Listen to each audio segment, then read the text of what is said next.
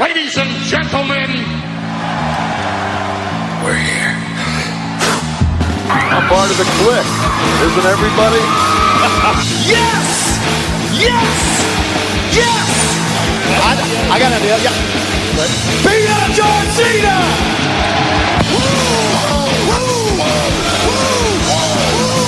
Give me a hell yeah!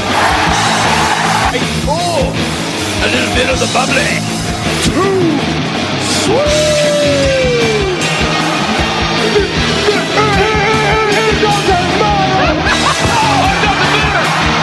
This is where the power lies! I am the man.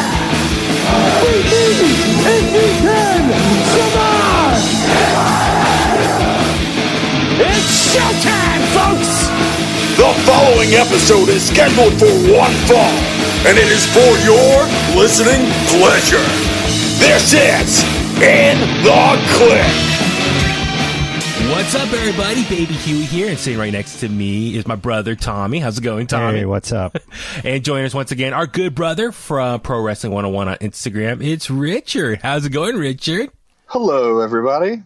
And here we are back at for another episode of In The Kliq. And today we're going to talk about SummerSlam 2020. But real quick, just want to remind all the Kliqsters out there, please remember to subscribe to In The Kliq on Apple Podcasts, Spotify, Google Podcasts, and follow us on all of our social media platforms, Facebook, Twitter, and Instagram at In The Kliq, and also on YouTube. Help us out, subscribe there. Rate, comment, and review all of our episodes as well. And yes, here we are. So we're just coming off the heels of a very fun, eventful NXT TakeOver 30. Now we're right back at it for another episode to discuss the biggest party of the summer, SummerSlam 2020. It's in the books now. Wow, what a show.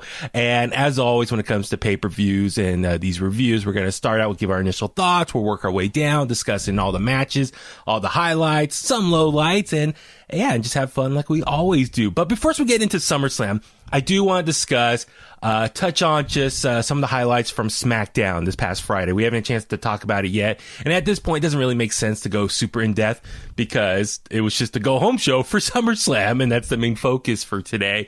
But a couple of things, though, to acknowledge with SmackDown. One, it was the premiere or the debut of WWE's Thunderdome, and that's something that we've been talking about for the last couple of weeks as far as the rumors of WWE getting out of the Performance Center and going somewhere else to host SummerSlam. And there was the rumors not too long ago of like Atlantic City, then like on a boat, a cruise ship, or on a beach.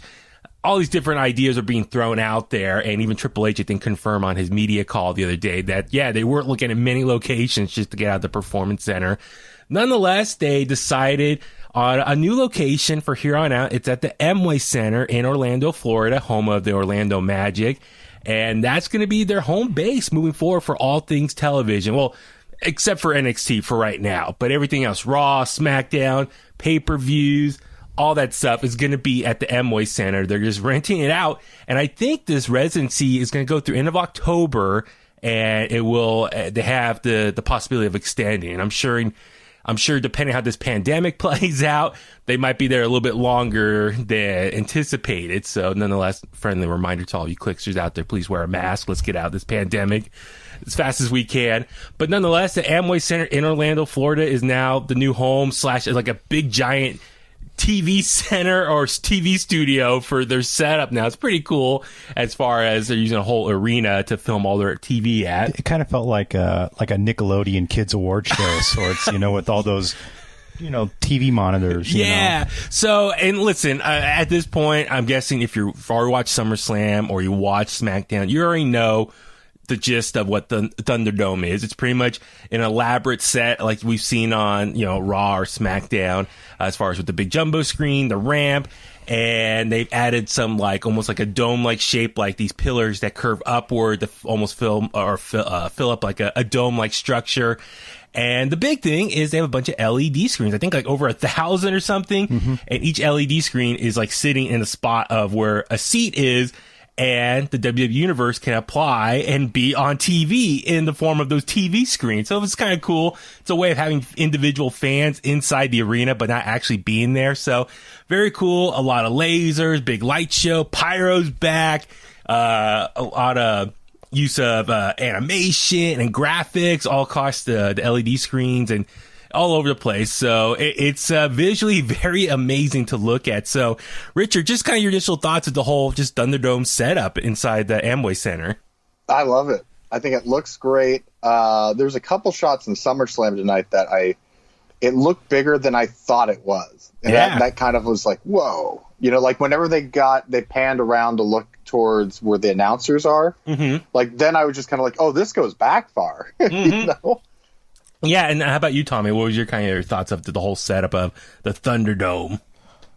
Like I said, it was felt like a Nickelodeon Kids Award show, or like the MTV VMAs or whatever. You know? Richard, by the way, I don't know if you know this, Tommy is a huge Mad Max fan, so unfortunately, me too. He was a little bummed there was no Mel Gibson sighting or Tom Hardy, Tina Turner, Master Blaster, something coming out. Quite honestly, I thought the third one of Beyond the Thunderdome wasn't my cup of tea. Yeah, I mean, most third films in a franchise are not always the best, but anyway, when we hear the word Thunderdome, we think of Mad Max. So I was kind of hoping maybe someone tonight would come out looking very post-apocalyptic. Maybe Braun Strowman. He was kind of close in that as far as the look goes, but like I said, we'll get into that. And so, SmackDown was the big premiere or debut of that. And it was smart to do it on SmackDown because, it's on Fox, and most people who have a TV have access to Fox. So that's the largest show that's, I think, most accessible for the fans to look at and get a preview, and obviously give one last big push for everyone to tune into SummerSlam. And then, so on SmackDown, obviously, at this point, a lot of that stuff is very much old news, but the big takeaway was the second to last segment of the night. It was the big Jeff Hardy taking on AJ Styles for the Intercontinental Championship.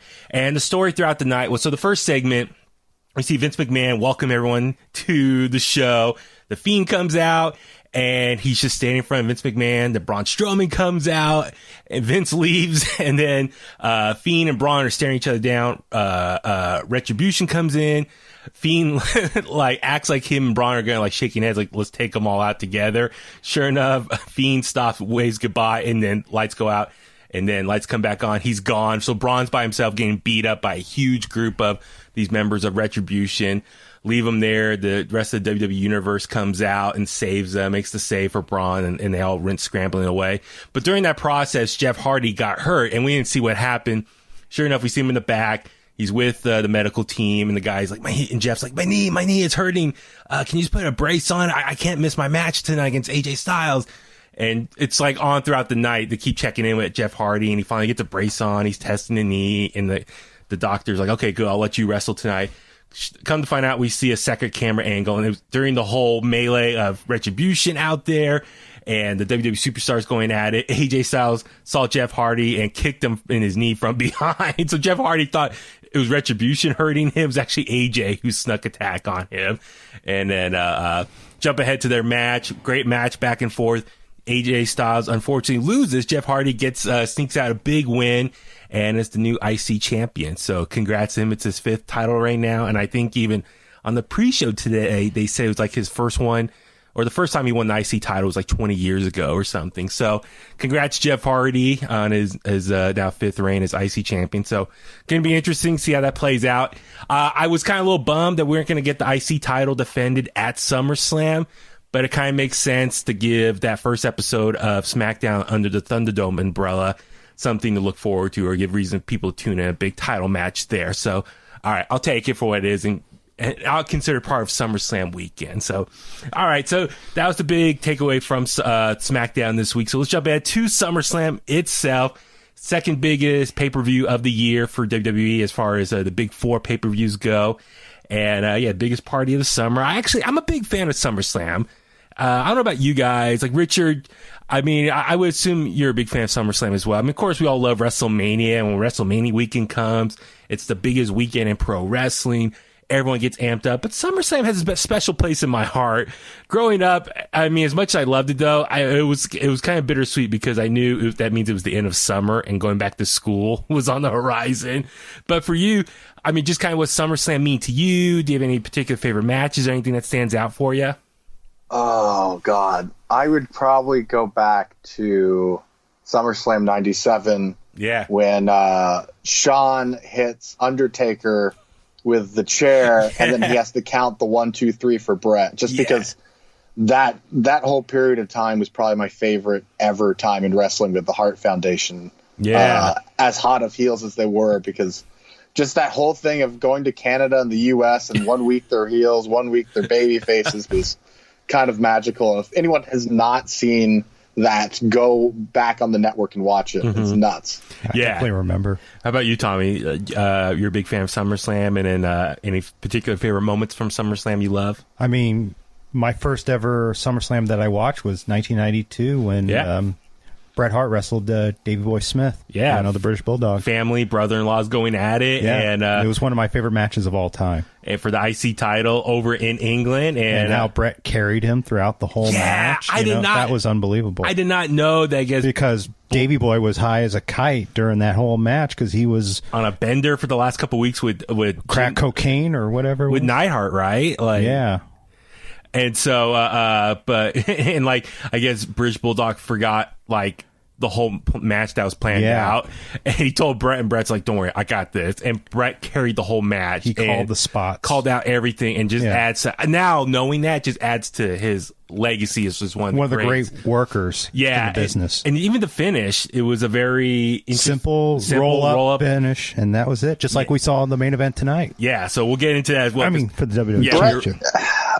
Bret would be a hell of an asset as an agent for WWE. I'm kind of like, I've kind of had that thought for a while now. I don't know if they've approached him, but like, just even if he was at the Performance Center, but more so as an agent for finishes, it seems like, you think that finish, you think and he's not even going over in that match. Yeah. You know? Yeah. But then the one with him and Piper, where Piper's got him in a sleeper hold and he just rolls him over. Yeah. I thought we were going to get that during Asuka and Sasha tonight. I know, dude. I saw that too, because like didn't Kyrie and Shayna do that? Had a similar finish a couple years ago. So I'm with you. Yeah, Bret, I don't know what the holdup is. I mean, he lives in Canada still, so maybe he doesn't want to be in Florida all the time or maybe on the road as much. We know Shawn Michaels is in Florida a lot now with NXT. Maybe he just doesn't want to be there around Shawn Michaels. I don't know, just speculating. But anyway, with Bret, the amount of knowledge in his head, like, I wish he would be able to pass it on to the next generation. I think if he could do something like that, be a teacher or a coach or an agent, as you said, it'd be amazing. And so, even it's great, like, hearing him do some of these interviews now, like on WWE Backstage when it was on, and just some of these like watch alongs on FS1. It's great just hearing some of these stories about him, and you can watch him on YouTube. So you can watch his old matches in Stampede as well. Yeah, or New Japan. Yeah, it's really cool. So, all right, for SummerSlam itself, kind of some news that was confirmed during the pre-show or the kickoff show was that Renee Young was leaving. It was her last TV appearance for WWE during the kickoff show. And the rumors came out earlier this week that she, I guess, put her notice in the week before. I think Mike Johnson from PWI confirmed everything. And for you guys, I mean, just your thoughts of just Renee Young leaving the company. I kind of touched on this the other day, but just I was surprised that they gave her a goodbye. I thought maybe they would just kind of quickly get through the episode and move on, but I thought it was very cool that WWE gave her let her have the opportunity to say goodbye and thank you to the WWE. It was a nice Universe. touch. Yeah, so it was interesting. So who knows what's next for Renee? I think ESPN or Fox Sports is up her alley. Well, she's got a cooking book coming out too. Yeah. So I think she's talked about it enough that she's wanted to do something else for a while, so I don't think she'll continue in wrestling. Correct. I think so. I think so too. I think it's more try to get something, morning show, online show, something. There's all these new streaming platforms. So, and she's got the experience. She'll probably go to ESPN or Fox, I'm guessing. Yeah, I mean, she's talented enough, and she could totally go off and do something like that. And yeah, I don't see her going to AEW or anything like that. No. A lot of people are speculating. I think she wants to carve her own path and not just be known as Moxley's husband and just following the wrestling. I think she wants to be able to do more. I think she could do sports, entertainment, reporting, all that stuff. So no, but thank you, Renee, for everything you've done for the company, for WWE, and just for all 8 years of entertaining all of us fans at home. So you're going to be missed. Yeah, Tommy and I, we met her a couple years ago in New Orleans at Radio Row. She was super awesome to talk to. Yeah, so, she was cool. Yeah. All right, so let's jump to SummerSlam itself. All right, Richard, what was your initial just thoughts on SummerSlam this year, and then we'll go we'll go down the card. This was a tremendous show. I loved the Thunderdome aspect of it. It was loud. There was violence on this show. There was blood. There was blood in 2 matches. I liked just about everything on it. I thought it was nothing real to complain about. Nothing that would drive you kind of nuts. We made Drew McIntyre tonight. He's the man. He's a grown ass man. Dude, I was so surprised. Like, I'm not gonna lie. I was doing my predictions the other day, and I thought Randy was gonna win just because of the momentum. But I will admit, sure, I was wrong on my prediction. I lost the Bullcast Championship. Shout out, Philip. I've been helping out doing those predictions for his podcast, and I've been the champion the last month or so. But I was off tonight on all my predictions. But nonetheless, wow, I will. Even though I got it wrong, I was so happy to see Drew McIntyre get that win here, and that was a great match as well. And we'll go down the card. But Tommy, real quick, your thoughts on SummerSlam this year? It was really good. I enjoyed McIntyre versus Orton. I thought it was terrific. The Sasha versus Asuka match was really good. I enjoyed the finish, and the tag match was decent. I enjoyed the finish on that one. And just. So we'll go down the card. Yeah, we'll go through it. So real quick, so on the kickoff show, it was announced earlier this afternoon that the U.S. title is going to be defended there. Apollo Crews, the champion, taking on the MVP. Going into it, I thought MVP was going to win because I thought Cedric Alexander was going to interfere, as we saw on Raw this week. He was upset he wasn't picked to wrestle the Hurt Business. Yeah. And, MVP was getting in his head and just kind of saying, dude, you're just always in catering, blah, blah, blah. You just keep adding fuel to the fire. So I thought Cedric was going to turn heel tonight, maybe come out. But then when I saw that the match got announced for the kickoff show, I'm like, oh, they're not going to do anything like major on a kickoff show. Yeah. So they'll probably rather just save it for Monday Night Raw if anything was going to change. But anyway, Apollo Crews got the win. It was a pretty short match. It was under 7 minutes. So it filled up time on the kickoff show. Nothing too like, oh my God. So we'll just it was decent. Move on from that. So the kickoff the main show, which I was actually kind of surprised, but I guess kind of makes sense to spread out Asuka's night of not wrestling back-to-back matches. So the first match of the night was Bayley defending the Women's SmackDown Championship against Asuka, and it was I thought it was going to go a little bit long. An opening match. Totally great opener. Yeah, Richard, please. Yeah, your thoughts on that opener. No, I just enjoyed, it was fast paced. I enjoyed the interaction with Sasha and that. I think the second match with Asuka was a bit better, and it's not just because she won. Bayley and Asuka work for me, but I feel like they haven't topped their match from NXT. Oh, okay. Yeah, so, I hear you. Yeah. It's, they're definitely both at different places in their careers now, as far as, especially with Bayley with the character and stuff. Well, they're both better than they were. As far as more experience, yeah.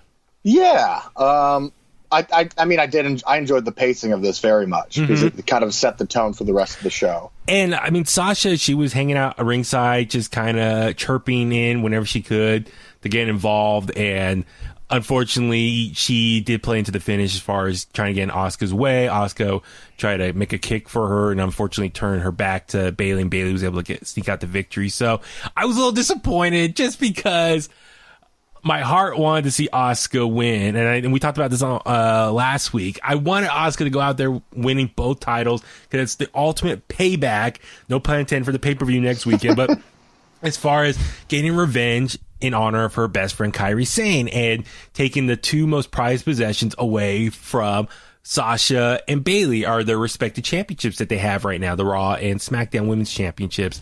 So I thought, what better way to get payback by stripping them of both their titles? And she's a total badass. She has two titles, very much like Becky Lynch. She can get back, really just to her old school NXT Asuka way. And then Bayley and Sasha can be pissed off at each other. They both lost their belts. We kind of see that, and like I said, we'll get into that a little bit later on. But anyway, yeah, solid opener to get the night going for SummerSlam. Jumping ahead to the second match of the main show, it was for the Raw Tag Team Championships.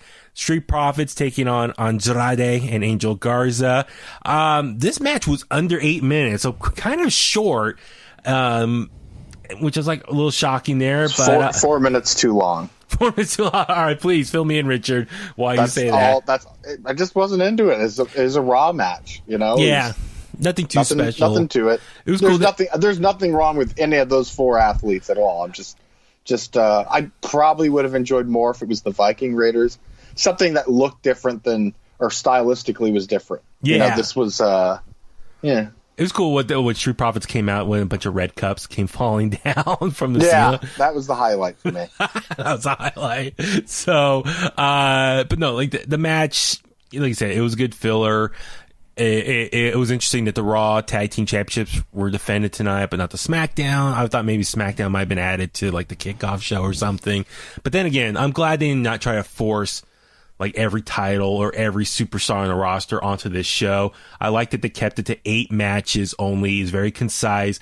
The pacing was good. It was done in 3 hours. So I was actually really happy with that, because I know in the past that they'll put on like these 4-hour shows with like 12 matches and just be going on forever. So I think those days are behind us thanks to WrestleMania. Yes, exactly. So nonetheless, I this match, yeah, it was a good, just basic match, and hopefully they all can move on now, because I think we're all getting kind of a little tired of just the whole storyline between all of them. So hopefully they all can go in different directions now and like move on to different rivalries. Next up was the Mandy Rose versus Sonya Deville match. It was the no DQ / loser leaves WWE match, and it was a change up, because originally we thought it was going to be hair versus hair, but on SmackDown this week, Mandy was doing an interview, and she was talking to the camera, and she's telling Sonya, "Listen, I know there's still good in you. I wasn't fond of that. let's put this rivalry behind us and just be friends again." Sonya heard that, came out, cut this amazing promo on top of the ramp, and says, "Listen, it's obviously you don't care that I cut your hair, so I'm gonna raise the stakes, and our match now at SummerSlam, it's loser leaves, no DQ, loser leaves WWE." So I was like, wow. And for me, going into that, I was a couple things, and we were talking about this earlier off the air. So I was thinking, oh man, Mandy's probably going to win, and Sonya's probably going to take time off, because we talked about last week, she had the stalker break into her house, very dramatizing event. I'm sure she's very upset, probably just scared to be at home right now. Who knows what she wants to do? Maybe she wants to just take some time off from WWE, get out of the public eye, maybe move, I don't know, or just get away from it all. And then there's other rumors that she might have like some movie roles lined up. I don't know. It was all kind of up in the air, just speculating what could be her future. And then even for Mandy, we were kind of thinking maybe Mandy loses, Sonya gets a big win, Mandy's leaving, Otis is upset, comes running out, offers in trade to Sonya his Money in the Bank briefcase, gives it to Sonya as a way to keep Mandy's job. Then Sonya, who's now been on this like hot streak of like these great promos and character development, she could use that Money in the Bank briefcase and cash it in on whoever the SmackDown champion's going to be. So didn't play out like that at all. It was a pretty basic match. I thought it was very simple they told the story of just these two people hating each other, and they were letting it all out using various parts of the ring floor out there. Mandy's credit, she was definitely letting into Sonya, and they really showed, I think, a pretty good fight that they didn't like each other at this moment. How about you, Richard? I thought it was a fun match. I'm a big fan of Mandy Rose's ring gear. Yeah, what was it? Was that supposed to be like overall inspired but white? Like I was kind of trying to like think how that look, how to describe that look. So I like the slick back hair, the slick back short hair. I thought that was a good look. That was interesting. I was like, all right, she's like showed up, she's ready to fight. Slick that hair back, and she's coming out swinging. How about you, Tommy? Any? Very Basic Instinct. Yeah, okay, that's what it Sharon. I was totally thinking Sharon Stone. Gotcha. Yes. Okay. Yes. Good thing you said that, Richard. But no, it was good, man. I was surprised it went over a little over 10 minutes, so definitely longer than the Raw tag titles. I mean, it was a fun match, I thought, and but yeah, Mandy got the win. Sonya was very distraught and upset, and she left. And Otis comes out and starts celebrating, doing the worm. I'm like, all right, which is good because, like, I felt like for the last few weeks, Otis, when he has been on TV, the briefcase hasn't been with him. So I'm like, did he forget it? Or like, I just feel like they're really burying that briefcase. He puts catering in it.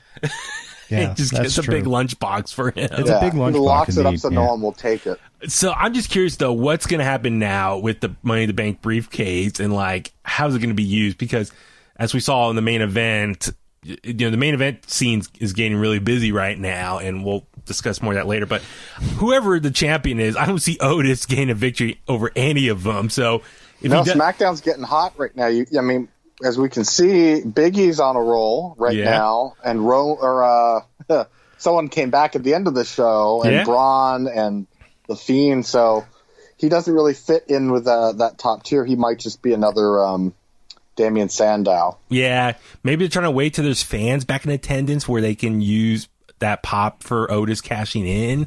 I don't know, but I just feel like the Money in the Bank briefcase with Otis is really just falling to the sideline. So I personally don't care for that concept at all. I think it's a terrible concept. So I get why they do it, because if someone gets hurt, it's an easy way to put a belt on someone. It's just the element of surprise. At the same time, it's extremely cheap. I think if they have something like how Rob Van Dam turned it in at a specific date, I get a title shot, I'm jumping the line, I get it here. Yeah, that I like. I don't like the jumping at the end of a match, and I get why they do it. I've never liked it. I think it's never liked the concept. It's put the rocket on someone's back if they like, and be like, okay, here, you jump the line, and you're getting a title shot whenever you want, and whenever we feel you're ready to get the title, we're going to put it on you. So it's an interesting concept, and I mean, it's really, I think, polarized in some ways. There's a lot of people who are a big fan of it, and then like people like you, Rich, as you said, you're not so much for it. So it's a really interesting Money in the Bank. Like, we should maybe one day discuss the whole history of it, the pros and cons of it. Jumping ahead now, next match of the night was the Monday Night Messiah, Seth Rollins, taking on Dominic Mysterio in his debut match. So we had 2 debuts this weekend. Pat McAfee on NXT TakeOver, and Rey Mysterio's son, Dominic Mysterio, in his first match with WWE, taking on Seth Rollins in a street fight. Well, okay, how about this, Richard? Just maybe your initial thoughts on the match itself, and then maybe we'll break down Dominic's performance. But yeah, just your thoughts on how this match played out. I thought it was absolutely phenomenal. Yeah. I'm midway through, I'm thinking, God, what was better? This or McAfee and Adam Cole? Like, who had the better debut? And they're people you've never seen in a ring. Like, they're not people that you can go and find indie matches of. Like, it's just like, where did this come from? Yeah. It's one of those things that I wonder. This probably was better because of the quarantine, where they wouldn't have had the jitters of having people at ringside like that. Okay, that's a good point. Like stage fright. Yeah. So, because goddamn, he looked like a veteran in there. I think he probably outdid McAfee to an extent. I mean, as a baby face. Yes. But, man, wow. It was brutal. It was hard hitting. It was, emotional. They told stories throughout the whole thing. I loved the bit with Angie at the end coming out, and it looked like Seth was going to go after his mom, which is like, oh, hell no. I was expecting like Samoa Joe or Aleister Black to be like, not happening. Yeah. Well, Dominic was great. He was terrific. Yeah. Well, first off, so Seth comes out to the ring, and Tommy, what was his outfit inspired by / mocking? It was Rey Mysterio from Halloween Havoc in 1997. Yeah, so that was kind of cool. He comes out, and I'm looking like, that outfit looks familiar. And he's like, Seth's like, ha, looking at the camera. And just, I'll say this about Seth Rollins. They're really putting him over as far as being just a piece of garbage, but his ring psychology is just so top notch. Yeah. This was the first time I really liked this Seth Rollins. He really embraced this version of Seth Rollins. There have been times where it's just, like part of it too for me is I get thrown off with his music because I think it's Bailey coming out. Their music is very similar. Yes. It's a little, especially since they've been doing the crossover thing. So if you get Bailey on Raw, then it's like, wait, who's coming out? And I'm not paying that much attention to their music anymore, so it's just kind of like, okay. But I will say this about the whole Seth Rollins and Mysterio feud is, they have been, they kind of, it's just a little weird, I think, at times, but it's proven to me that, WWE can really pull off a heavily storytelling-based feud if they try hard enough. If you think about it. Yeah, it's definitely been, this has been long-term storytelling. This was a Bruce Pritchard production. Yes. I guarantee it. Yes. This has definitely been very long-form storytelling, obviously, between the rivalry between Seth and Ray that's gone on for a few pay-per-views, and now the next step of extending it with getting Dominic involved, and the two of them going at it here. And even though Dominic did lose here, he looked amazing in defeat in his first match. A couple things though, his ring outfit looked pretty cool, but the hoodie part of it, that was a distraction. That was like, I was like, why is he wearing a hoodie? Like that does not take off. Like I thought he was going to take the whole vest off, like the outfit he was, the shirt he was wearing. Didn't he kind of look a little like Glacier from WCW? Yeah, a little bit. With the look, the whole getup. Well, I thought what he was going to do, he was going to wear that to the ring with the hoodie on, and then unzip it and take the whole thing off. But no, he kept it on the whole time. And I get it was a little bit of nice layer of protection for this street fight. But I thought the hoodie, I was like, why is it still on? Like, take that off. Or I don't know if it's detachable from the neckline. But anyway, I was just like, not a big fan of that. I was like, it was distracting because, like, he might fall down or fall forward and the hoodie falls up over his head. So I'm like, get that off. Like, that's whoever designed that like, someone said, nah, dude, like, if you're gonna want a hoodie, that should be a separate jacket to wear with your outfit. But anyway, nonetheless, the outfit looked great. I thought he was athleticism. The street fight aspect was a nice stipulation to add because it kind of covered up his inexperience. So maybe he can't nail like all these big moves just yet perfectly. Well, from what I've gathered through podcasts for the last couple of years, I know he's trained with Ray and Conan down in and San Diego. And he also went up to Canada and spent a lot of time with Lance Storm. Oh, really? And I think they also sent him to the Team 3D Academy, the Dudley Boys Academy in Florida. Wow. And that's Tommy Dreamer, Bubba, and Devon. Oh my God, dude! And he's been at the Performance Center. Wasn't he working with Cain Velasquez as well? Or he might have. I mean, I'm sure maybe they were working together. Probably pass. But dude, he's had like all these great collaboration of different superstars working with him, legends in the business. So he's had some great teachers. Oh yeah. But but that explains why he looks so natural in the ring right now. So the match great as far as the big frog splashes. He was able to deliver and the kendo stick using that.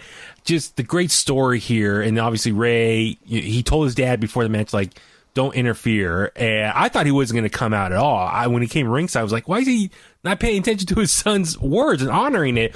Come to find out, it was just he could stand there ringside, but not actually try and get involved until finally he couldn't take it anymore and he started jumping in there, and Seth and Murphy handcuffed him, Ray to the rope, and Dominic was knocked down, and they both were going to go after Ray's wife, Dominic's mom, but then Dominic came out, saved his mom with a kendo stick, and brought it back in the ring. And then, unfortunately, Dominic did lose, but in defeat, still looked great. So moving forward, I bet you they might have one more match, and it'll probably be Ray and Dominic versus Seth. That's what I'm thinking. Murphy, right? Yeah. And that way Dominic or Ray gets to actually be in the ring with his son for once. I think that's like the one last thing he wants to accomplish in wrestling before he retires, is to both of them share a ring together. So I bet that's going to happen. I don't know if it's going to be next weekend or... Payback. Already so quick. But yeah, anyway, no, it was still a fun match. And I don't know about long term. If you're WWE officials, do you have Dominic eventually go over to NXT and start building up his own career that way?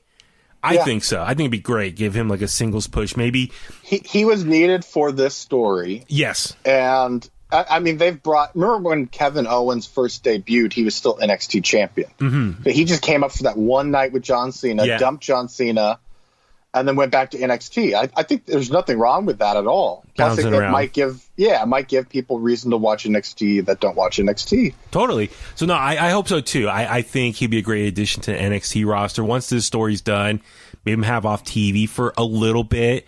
Maybe He moved a lot like Psychosis. I was very impressed with that, because I was just like, Ray. You can't compare anyone to Ray. Ray's his own thing, and he's so fast. Yeah, so fast. Yeah. So, he was just fluid as hell. I was very impressed. Yeah, no, it was great. Dominic, kudos to you. Hats off for a great debut match, and dude, like his debut in WWE as far as SummerSlam's been good to him. Eddie Guerrero and Ray going at it for the custody of him years ago, and now jumping ahead to his first match. So SummerSlam is, I know there was a poll online, like who is Mr. and Mrs. SummerSlam. I think it's Bret Hart. It's Bret. Someone was like saying Undertaker and all this stuff. It's like, no, Mr. SummerSlam is Dominic Mysterio. All of his big moments have been at SummerSlam, all two of them. So anyway, that was very cool. And so, yeah, looking forward to see his future is very bright. So very exciting stuff. Jumping ahead now, Asuka's second match of the night, taking on Sasha Banks for the Women's Raw Championship. Yeah, we kind of touched on it earlier with Bayley. We thought this match was the better match of the two, and the finish definitely, I think, foreshadow what's happening next for all these people involved. But yeah, Richard, just your thoughts on this match itself. It was funny because from Ray and Dominic to Sasha and Asuka to Randy and Drew, like there was a point where I'm like, God, any of these three could have stolen the show. Like, they're all three felt like main event matches. Sasha and Asuka was brutal. Yeah, brutal. That power bomb from the apron. The way she did it though was like there was some brilliance to that. Like she was from a standing position on the apron with Asuka, and then just did it like a tilt-a-whirl into a powerbomb. It was like, whoa! And Asuka's head smashed into the ground. It sounded brutal. God, I mean, Asuka did her best to get the arms back behind her. For anyone who knows how to take a bump. Oh, yeah. You lay your arms back and try and land on the top part of your back. But yeah, even still, a split second later, her head smashed there. And I was like, oh, God, it looked painful. I mean, that looked like something you see over in New Japan Pro Wrestling, some of those spots that they do. But, God, I felt so bad. I'm like, oh, no, please don't be concussed. And, it's going to screw up the rest of the match. I just want to make sure she was okay. But she still kept going. And then, like, not too long after, she was in the corner and Sasha kicked her in the head in the corner. And I was like, what the hell? Like, back off, Sasha. But no, I mean, between all three of them, Sasha, Bayley, and Asuka, the three of them combined, whenever they have matches together, it's great chemistry. But yeah, this match definitely, I think, was a lot more intense, hard striking, whether it was intentional or not. But yeah, it was very hard hitting match. I was like, wow, blown away. And I was really surprised. Not surprised. I was happy to see Asuka get the win, but it was the commentators who afterwards were like almost trying to put the blame on Bayley that Sasha lost here. But in reality, Bayley wasn't really involved in the finish. She got, I think it was knocked over by Asuka, fell over. And then Sasha tried to throw her offense at Asuka, and she countered it and rolled her, and rolled her up into the submission hold, and Sasha tapped out. So I didn't really feel like Bayley had much to do with the finish. But then even afterwards, they're telling that story though. They're trying to get there because like Sasha did put herself in Bayley's match in a position where it helped Bayley. Okay, she tried harder. Gotcha. To get involved. So Sasha could. Even when Sasha got put into the Asuka lock, like she's calling out for Asuka or for Bayley, and Bayley's nowhere to be found. Gotcha. Okay. And she just got a back fist. So that's right. Okay. So yeah, that's how they can sell the story as far as, because Sasha looked so upset afterwards, like she just lost her child and was just so frustrated. So yeah, that could be the story beat as far as Sasha be like, I got involved in your match to make sure you win, and you didn't do anything in mine. So the tension is starting, even though they both were holding the tag titles as well, kind of looking at each other. It's going to be interesting how this is going to play out even 1 week later, because I think they said they're supposed to defend those titles next weekend at Payback. So it looks like the beginning process is here of this. Finally, they've been talking about this forever as far as splitting the two of them and trying to recreate the magic of NXT Brooklyn from 5 years ago. So trying to get a repeat of that. So, but no, very happy to see Asuka win at least one title. Back, this totally solidifies her as the Raw Women's Champion. She wasn't just handed to her from Becky and all that stuff. She paid her dues, 2 hard-hitting matches in one night. She is officially the Raw Women's Champion, total badass. And now it looks like, probably her and Shayna Baszler probably going to get involved now with each other in a new program. So hopefully, yes, maybe this is the end of Sasha and Bayley coming on Raw all the time, other than defending the tag titles. So now Asuka can kind of go down her own path now, taking on some new opponents. So be exciting to see that. Mm-hmm. And then second to last match of the night, I'm going to call it the co-main event here. Just because I still get a little bummed out when the WWE Championship is not defended last on the night. So second to last match here was Drew McIntyre defending the WWE Championship against Randy Orton. And I really enjoyed this match. Tommy, how about you? What'd you think of this co-main event of the night? I thought it was a great match. The match was just extremely smooth, and just how Randy was just healing it up at an all-time high. And I enjoyed the part where Drew just put Orton in a figure 4 leg lock. Yeah, that was a great touch. That was a great touch. Story beat, reminding, hey, Randy took out Ric Flair a couple weeks ago, so Drew was kind of representing Ric Flair on his honor, defending him. Yeah. But yeah, no, it was a great match. Richard, how about you? I thought it stole the weekend. How many times can you say something, one match on a show stole the weekend from TakeOver? Yeah, no, that's the thing. Usually, TakeOver and NXT, and this previous people on the roster have said this in interviews. NXT, whenever they have a takeover the same weekend as like a Big 4 pay-per-view, their goal is to steal the show and set the bar really high so that the WWE superstars the next day on that Sunday got to do their best to outperform NXT TakeOver, because most times in recent years, NXT TakeOver is always the best show of the weekend. And that's nothing against the other show. Oh, absolutely. Yeah, correct. Yeah. It's just TakeOver is just so outrageously good. Yeah. So, but this match, wow. Like, it was a little slow at first. A buddy of ours was texting me saying, boring. I won't say his name to protect, but you know what I'm talking about, Richard. Kenny? Yeah. Kenny Sinatra? Yeah, we won't say his name. Okay, no, yeah. Let's... Anyway, so to Tommy's point, that figure 4, what I liked about it is, like, you could tell when it wasn't fully locked in yet. Yeah, that was a great counter from Randy, like catching the leg. He didn't have the leg. Drew didn't have his leg fully down on it yet. Yes, and that's something that, like, when the Miz does the figure 4, it drives me nuts. And it's like, you just stopped doing it. Like, you didn't finish putting the move on. And Drew, like, they made it a point to get it in, and now it's locked in. And then Randy couldn't get out of it. Yeah, and they were like rolling. Great storytelling. Yeah. Mm-hmm. That was cool. But I love the double blood.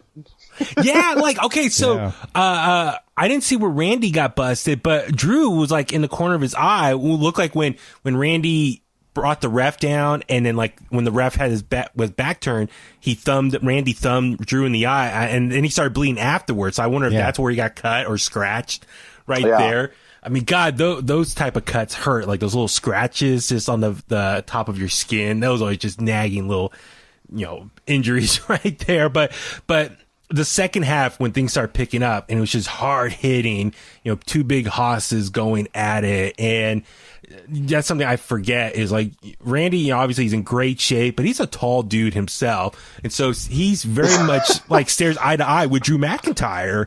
Yeah. It's rare you see Randy look smaller than his opponent now, which is weird. But like, man, Drew is just such an athlete too. Like everyone always says how Randy Orton's a freak athlete, but like Drew matched it and he's bigger. And the fact that Drew, even like in the last 5 years, how he's transformed his body, 5-6 years. When we got released, in 2014, it's that last run with 3-man band. And then you went to Evolve and like doing independent stuff, Impact and overseas. He was still kind of skinny a little bit, but then the last few years, how he's really transformed his body and got bigger and cut. And God, like coming to the ring tonight, he didn't have like his big old jacket on, but just walking with just a title around the waist, he just looks so good with the championship. He looks like a WWE champion. I'll say this, a summary of all of Drew McIntyre's pay-per-view title defenses he's just been putting on banger after banger, since becoming champ. That's all I got to say. Yeah, dude, it was so exciting to see that. And I'm glad he got the victory here on SummerSlam, the SummerSlam stage, and somewhat in front of a crowd. It's a LED version of the digital crowd. How rare is it, too, to see someone in a match with Randy Orton where you go to the top rope multiple times and hit a move, and he doesn't get the RKO on it. Yeah. There was a couple of times I'm watching that, I'm like, oh my God, he's going to win it. Like just from Drew climbing up top, and I'm like, oh God, no, don't do it. So so it was hard hitting. Sure, I could see why people might think it's a little slow, but it was hard hitting and storytelling, and very similar to I think maybe what Karrion Kross and Keith Lee were trying to tell, but I say that loosely just because we know Karrion Kross now was injured, so that match kind of played out just in a way that it had to because he was injured, so he was kind of limited what he could do anyway. I don't know what kind of story they were going to originally tell before an injury took place. But anyway, this was a version of like hard-hitting, big moves, working over each other, two big guys working around the ring, using all open spaces to their advantage. It was great. And just the finish itself. So we see Drew getting ready. Randy lost clean. Yes, at SummerSlam. He has a great win-loss record at SummerSlam. So maybe he's Mr. SummerSlam other than Dominic. But anyway, so Drew was getting ready to do the Claymore, and he goes for it. Randy ducks. And that had me concerned there. And I was like, oh no. And then, he turns around and Randy's going for the RKO, but then Drew counters and does, a roll up, gets under his arms and backslides, brings him down and gets the pin there. Yeah. And it was clean 1, 2, 3. And bam, Drew McIntyre wins and retains the championship. I was surprised, shocked. Tommy, you and I were talking earlier as far as very reminiscent of SummerSlam '92. It wasn't so much of like a wham bam, thank you ma'am, someone hitting a finisher and getting a victory. It was just a basic roll up in some sense. Yeah. And also very similar to what we saw Nick Aldis and Cody Rhodes at All In a couple years ago, as far as just their finish was very similar to the Brett and British Bulldog one from '92 SummerSlam. So anyway, I like this. I was like, okay, this is something we haven't seen in a long time in WWE television. So it goes with the tagline. Was it you didn't see it coming, right? Was that the tagline? Yeah, Michael Cole had kind of the line of the night after the match was won. Like he said something like the roll up, you never saw it coming. Yes. And it was just like, everything about that was great. And it was the most audible you could hear the Thunderdome crowd. Yeah. And that's the thing too. I think the crowd tonight sounded better as far as like the piped in like cheering noise. Like on Friday Night SmackDown, it was okay. It wasn't super loud, but I think they kind of fixed it and made it a little bit more better. And this is not, I don't think, so much audio from all the Zoom calls of all the fans in attendance. This is just their own generic crowd noise that they have pipe in. I don't know if there's a way to take audio from the people in attendance and like put it over the speakers somehow. I don't know if it will sound any good. Like, it would just sound like audio from a computer, so it probably wouldn't sound that clean. So I don't know if there's a way to do that. But kudos to the crowd tonight. Maybe they saw, because on SmackDown, a lot of people were just sitting there and just staring at the camera, but not reacting to the matches play out. And I know there's like a little bit of a delay, but nonetheless, when things were happening, no one was reacting. Tonight, people were more paying attention and reacting. Like, people were trying to throw their hands up or thumbs up or like, show some emotion to their computer screen. So I thought that was better. So kudos to the fans tonight. And so I'm assuming that over the coming weeks, as we get more and more comfortable with this, people will be more reacting to what's going on in the matches. But anyway, super happy for Drew McIntyre. I'm guessing this is not done yet between the two of them. I could still see potentially down the road, like Drew lose it to Randy. Randy becomes WWE champion. And I would not be surprised if maybe Edge wins like the Royal Rumble and then the two of them get a rematch at WrestleMania, which I feel bad because I really want Drew to get maybe the WWE Championship win at WrestleMania to make up for this year's version. That was a pandemic version at the Performance Center. But anyway, we shall wait and see how that plays out. So, but nonetheless, super happy for Drew for tonight. All right, let's jump ahead to the last match of the night for the WWE Universal Championship. It was The Fiend Bray Wyatt taking on champion Braun Strowman. Falls Count Anywhere. It was announced yesterday morning on the return episode of Talking Smack. So, I'm trying to think how I want to sum this up. Richard, I'll let you how you want to describe this match or I liked it. Really? I thought it was brutal. I thought it set a good tempo from jump with that Uranagi from Wyatt to Strowman, because it was just kind of like, well, that was powerful. And I mean, I like a good brawl. So it's like, for me, I would have been happier if it wasn't Falls Count Anywhere, because I got a little taken aback when he tried to pin him in the backstage area, because I didn't care. Which that was great though. They went to the back because listen, okay, since it's Falls Count Anywhere, but they really can't go too much around because all the seats are filled up with these like very expensive LED screens. So I don't think they could go all the way over there per se.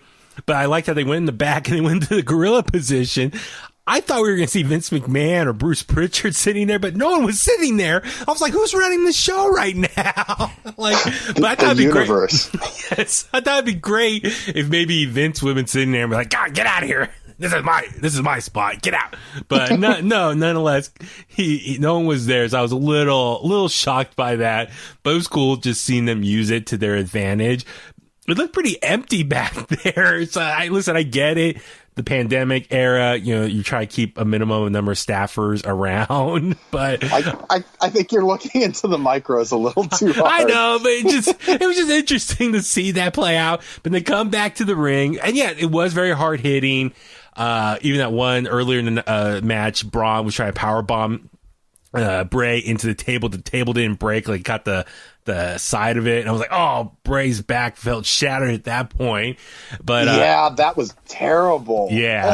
So I don't know because listen, Bray's a big boy and he's a little bit thicker now than he was a year ago when he made his re-debut as the Fiend last year's SummerSlam. So Braun, I know Braun's a very strong guy, but I guess he still struggles to lift up Bray, but it's kind of like lift him up a little bit higher and farther onto the table. I think he just couldn't see maybe around Bray to see how far the table was. Yeah. So it was still a very hard hitting match. We see Braun, Bray try to hit Braun with the toolbox, and then Braun takes he did, and well, I don't know if you noticed this, but like, it makes a cool sound when you hit someone with the toolbox. But when the toolbox hit the ground, when he let it go, like there was weight in that toolbox because that thing just like landed flat, didn't roll around. It was like that was packed. Yeah, yeah. And so they, Braun grabs like Tommy, what do you call those? Like a razor, the like a razor knife, and starts chopping up the ring mat. And he starts, taking the mat apart, lifting up the foam, and just exposing the wood. And by the way, I don't know about you, I just made this comparison. We kind of saw that with Gargano and Ciampa, in their matches. And I was like, that's it. We said last week Braun Strowman is what? Gene Schnitsky? How you pronounce it? Schnitsky. No. Schnitsky. He's a very overgrown version of Tommaso Ciampa now. He's got the bald head. He's got the beard. That's what Tommaso Ciampa would look like if he was on steroids. Exactly. Yeah. Which tells you that Ciampa should take some juice. Okay, Billy Graham. So is he wrong? So anyway, I don't blame. So anyway, I'm just saying. I was like, "Wow, Braun Strowman, looks like a very large version of Tommaso Ciampa. That's what it is." Yeah. So anyway, I thought that was just kind of funny on watching this play. I was like, "Hey, I've seen this before with Gargano and Ciampa in their matches." But anyway, so he's trying to take Bray out on there, but Bray countered and did Sister Abigail a couple times on the wood there, and Bray gets the victory and he's the new Universal Champion. So is this his where was Alexa?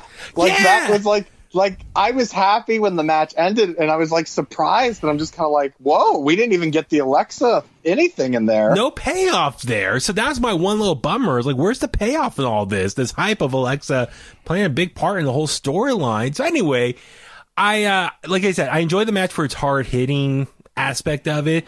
But as far as not fully finishing out some of the story parts or the story arc, because you would think this is to wrap up their story. This is what their third match on a pay-per-view. It's a third I think act. This is the end of their one-on-one story, but I also thought this was probably the best match that those two have had. Yeah. I could see that totally. Well, then also I was going to say, so Fiend's WWE Universal Champion again, which is interesting. See how this is going to play out compared to his last time as champion. Hopefully it goes a little bit better, but I don't know, because sure enough, when they're standing in the ring, all of a sudden we see a figure come running out through the crowd, or not really a crowd per se, from the empty side of the building, and starts attacking him, spearing him. And I was like, oh no, is this Retribution? That's all I thought. Is this the leader or something? Sure enough, it's just Roman Reigns back in action. And, starts taking them both out. So, Richard, your thoughts on seeing Roman Reigns finally back with WWE? I popped because at first I'm thinking, oh shit, Retribution's going to come out and jump the Fiend. And then it's Roman. And first thing I didn't recognize him at first. He looked shredded. He looked like The Rock, and it looks like he got new teeth or something. Yes, he did. He did. So, okay, I'm glad you said that, because he did an interview within the last couple weeks, or I think it was with R-Truth. Was he on R-Truth's game show or something recently? I didn't see that one yet. Okay. But he was talking. I saw the clip online on Instagram, and people were commenting, oh my God, Roman's got new teeth, because he was talking. He's got like these veneers in, it looks like. So yeah, I think Roman got new teeth. So I mean, they look nice, clean white teeth, big clean teeth now. So anyway, I gotta get me some teeth like that. Yeah. So Roman had some new. Not only did he get jacked up during his time away from WWE in quarantine, he got some new teeth, and so yeah, he looks great. And so he's attacking both of them. He told Braun, "You're not a monster. Like, I made you a monster." He told the Fiend, "You're just a freak with a mask on." I'm like, whoa, damn. My buddy William, who does our theme song, just texted me saying, "That's not Roman Reigns, bro. That's Jinder Mahal repackaged as Roman Reigns." That's funny. That would be pretty funny. That really was it. But yeah, I mean, I guess, I popped. I was like, all right, look, Roman's back. He's kicking ass. But let me ask you this. Was that a heelish moment for him, or a strong babyface moment? Well, what if Roman Reigns is the one behind Retribution? Ooh, you heard it here first. That for me, that was definitely a heel move. And his jaw jacking was heelish as hell. Like, I was, man, that's the first time I've been excited about Roman Reigns maybe ever. Yeah. Like since the Shield. So I know it's been a long time that I popped for seeing Roman back on TV. I thought it was great. And yeah, I mean, I guess we have people tune in to SmackDown now, see what happens.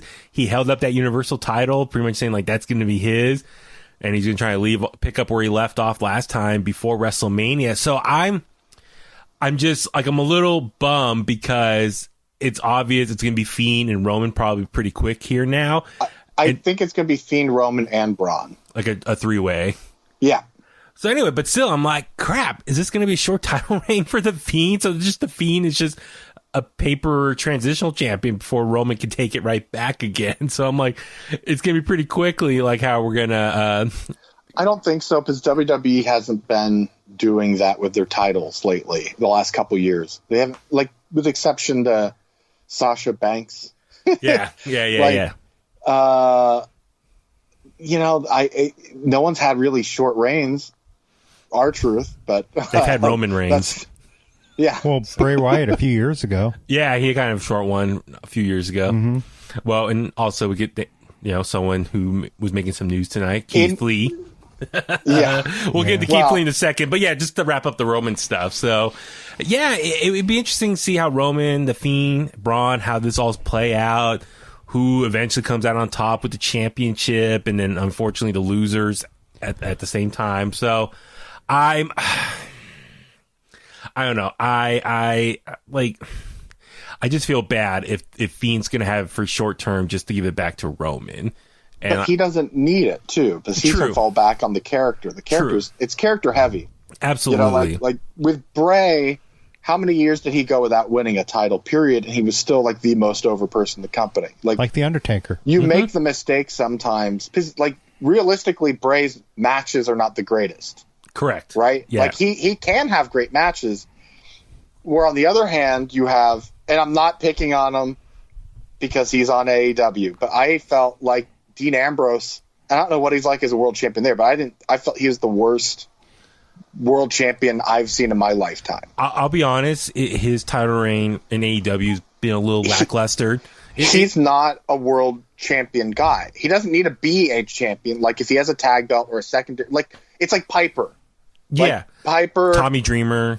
Yeah. Like Piper never had the world title anywhere, but he's still like, you still think of him as a main event guy, and he has this presence to him. Like I felt that with Dean Ambrose or John Moxley. Yeah. Like he's not that guy. And I feel like Bray with the belt, I'll take. Bray without the belt, I'll take. True. Like, okay. His character is defined enough that it doesn't. It's just something extra for him to carry around, and I guess we'll probably see that Fiend belts again on Can you SmackDown. Say that the same for Jake Roberts as well? Absolutely, 100%. Jake the Snake. Yeah. Scott Hall too, in many ways, or Razor Ramon. So, yeah, no, I get what you're saying. It's. But I think it's still my only concern is this opens up criticism for the Fiend character. It's like, oh, look, they're burying him already. He gets the title. He's going to lose to Roman right away. You know, I haven't checked Twitter since we've been recording, but I'm sure there's probably something. Don't do it. It's toxic. I know. Stay away. But anyway, it overall, the show for SummerSlam, I was very entertained. The booking, for the most part, I was surprised. It was very consistent, and it all made sense. I thought they were going to maybe try to pull some fast ones and change things up, but not like too many major surprises other than Roman Reigns' return and that, the quick pinfall for the WWE Championship. But what's the tagline again? You wouldn't see it coming, or but anyway, I guess you didn't see it coming.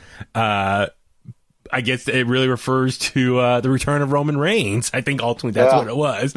So we didn't see Retribution play much of at all. Or did we? Nothing. Or did we? Or did we? Yeah. So it's very interesting just how consistent this pay-per-view. I enjoyed it, overall for the most part. But yeah, the big announcement also towards the end of the show was that Keith Lee is coming to Monday Night Raw this week. So that explains it, kind of going back to our previous review of NXT TakeOver. We were all very kind of a little bummed that he had a very short title reign as NXT champion, winning both the North American and the NXT championship, giving up. We talked about this weeks ago, though, too. I didn't think that he was going to have a long title reign anyway, because they don't book their baby faces that way. And we know Vince has wanted Keith Lee since last year's Survivor Series and the Royal Rumble appearances. So Vince loves him and's been wanting him. So it makes sense. He dropped both the titles that he won recently, and now he's getting the call up. So congrats to him. I mean, it's great being NXT champion. I'm sure for a lot of people that's probably going to be the highest point of their career. But to get called up to Raw or SmackDown and be on a quote bigger platform, that's great. So I'm happy for Keith Lee. He's done the work. He's hustled his ass off, worked his ass off. So I'm really excited to see what he can do. And maybe he can get that match with Drew McIntyre. That's just it. Maybe him and Drew. Maybe tomorrow night. You never know. Yeah, you never know. So, he's gonna have to go against Randy Orton first. So dude, I'm excited. So I'm very happy for Keith Lee, and we'll be watching this week, and we'll talk about it in the next episode of In the Kliq. Is there anything else from the pay-per-view we need to talk about? Is there anything else I'm missing? Try to get everything out of there. No. Cool. No. Awesome. Well, let's go home for tonight. Richard, where can all the Kliqsters find you online? Well, guys, you can find me on Instagram at pro_wrestling_101 and nowhere else. Plus, I'd like to ask you to give Bounty Hunter Brothers a follow on Instagram, Facebook, and Twitter. They are open for the show. And rate this show. Rate, subscribe, and review. Awesome. Tommy, where can the Kliqsters find you? You can find me on Twitter and Instagram at IronFist1982. And I'm Baby Huey. You can follow me on Facebook at Baby Huey Official, Twitter and Instagram at Baby Huey83. And like I said at the top of the show, follow In The Kliq, Facebook, Twitter, Instagram, also YouTube, just at In The Kliq. And as Richard said, please rate, review, comment, because leaving your words out there in the internet, especially on Apple Podcasts, if someone was going through and trying to find the next great wrestling show for them to start tuning in every week, and they see your great review about us, it just proves why we're the best wrestling show you need to be listening to. So bam, do us a solid, pay it forward, leave a comment, so that way other people, when they're searching, they'll see your comment and it gives them a reason to tune in, because we're doing awesome work, I like to think. So thank you guys for all your help. And on that note, let's go home for tonight, and that's the bottom line, because Huey said so.